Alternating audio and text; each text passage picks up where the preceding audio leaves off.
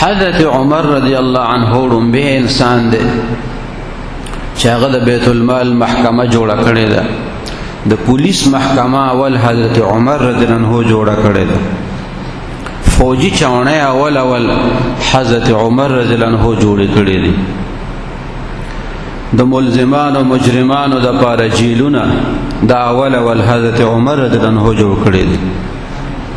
نو فاروق اعظم رضی اللہ تعالی عنہ هغه د اسلام ډېر خدمت کړی او داغه اسلام سره مسلمانانو ته ډېره لویه ترقی الله تعالی ورکړي.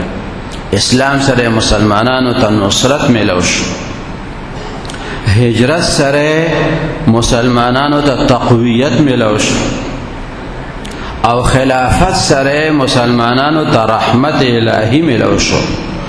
اره لمحه د هغه د اسلام د پاره او د مسلمانانو د پاره قیمتي و. حضرت عمر فاروق رضی الله تعالی عنه داغه د شان او داغه د غیرت دینی او داغه د مقام او د مرتبه داغه د بیان د سیرت کتابونه ډک دي. زمونږ د مبارک پیغمبر صلی الله علیه وسلم دا طریقه وا چې هغه مبارک به د سحر مونږ کو نو بیا خپل صحابو نه کله کله تاسو کولو چې تاسو کې چا خوب لیدلې ده ای بو ته خوب بیان کله پیغمبر علیه السلام خپل خوب بیان نو یو ورځ تاسو چې تاسو کې چا خوب لیدلې نو صحابه خاموش.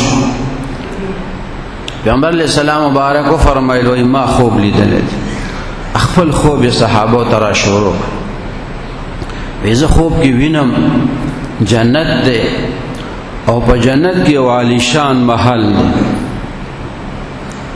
فرشته ما سره دي، مونږه غنزاره کته هغه منظر ما چې هغه محل ته هغه خشتا مکان ته وکته زما دا اندازه و دا می خیال جوړدا به زما د پاره نو زه هغه ته وردن نکیدم چې دروازې ته مخامخ شم نو دن یو بیبي می ولیدا هغه چردام کولو و جسر فرشتو طرف ته متوجه شم. احتیاطاً می دا غینه تاسو کو چې دا مکان د چا دی. وی فرشتو ما توی دا دا عمر فاروق رضی اللہ عنہ دے. وی ذرا واپس شو ما تا دا عمر غیرت را مخی شو چی عمر دیر غیرتی انسان دے او دا دا آغا کور دے دا آغا کور تا بسوک دا آغا دا اجازت نبغیر را دنش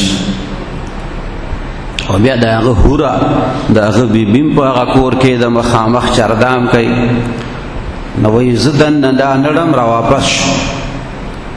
نو حضرت عمر رضی اللہ عنہ چې دا خوب د پیغمبر علیہ السلام وورید نو پجړاش وید الله تعالی رسول صلی الله علیه وسلم زسو کم ستاسو په مقابله کې زکو سیم ستاسو د برکت تاسو که زما د کور ته د نشه وي او لک پکې ګرځیدل وي دا زما د لپاره سعادت.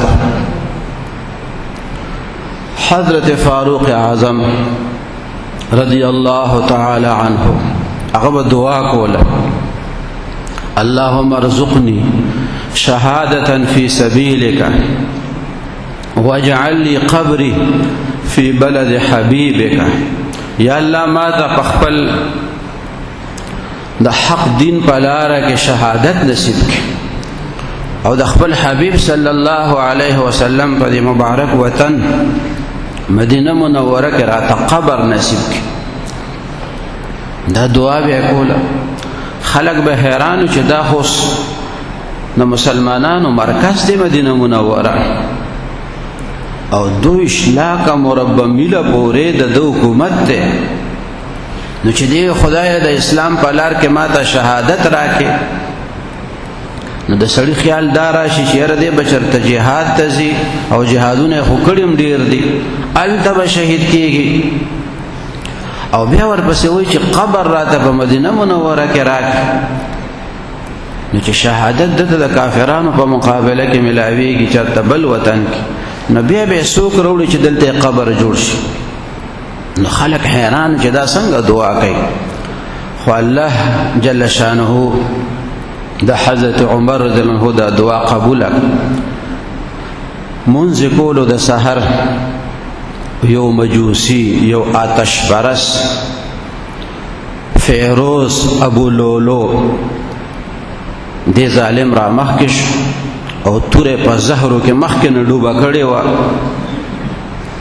حضرت عمر رضی الله عنه منځ کول او د پې ګزار وکړو. نو زمونږ مسلمانانو ته دغه فکر هم پکار دی چې حضرت فاروق اعظم رضی الله تعالی عنہ قربانی د خپل سر د څه دپاره ورکړې وه. هغه کوم مقصد و چې هغه باطل سره سمجوته ونه کړ، باطل سره سروغ ونه کړ، په یو بل بغم غرض نه کوو چې ستا څه خوښی ته کوه او چې زما څه خوښی نو زه به کوم او د یو بل نه به تپوس نه کوو. داسې پالیسي هغه نه دی اختیار کړې. هغه د حق مرګتیا کړې ده او د حق جنډې پورته کړې ده. هغه د کلام الله د نفاذ لپاره کوشش کولو، هغه د حق لپاره आवाज پورته کولو. نو چې د حق لپاره څوک سر ورکي نو هغه ته بیا مړ نه ویل کېږي. ولا تقولوا لمن يقتل في سبيل الله اموات بل احياء ولكن لا تشعرون. داسې خلکو ته قرآن وایي چې دوی ته مړه مه وایي تاسو، بلکې دا ژوندي دي او تاسو شعور په هغې باندې نه لرئ. اوس د خلکو ذهنونه چې دی هغه یو څو رسمونو او رواجونو طرف ته دي چې په محرم کې دا کارونه کیږي او په محرم کې هغه کیږي او دا کار پکې جایز دی او که ناجیزه دی. هغه بنیادي فلسفه او هغه غرض او مقصد هغه د خلکو د نظر نه پناه دی. د حق مرګتیا او د حق دپاره آواز پورته کول او د حق تابعداري دا مونږ د ژوند مقصد وګرځو او د دنیا هغه فاني زندگی، د دنیا هغه فاني فایدې، هغه عارضي خوشحاله هغه مونږ شاته کړو. الله تعالی دې په دغه مبارکو تعلیماتو باندې مونږ ته عمل نصیب کړي. رب ذوالجلال دې د حضور پاک صلی الله علیه وسلم د صحابه او د هغه د اهل بیت مینه زمونږ نصیب. واخر دعوانا ان الحمد لله رب العالمین.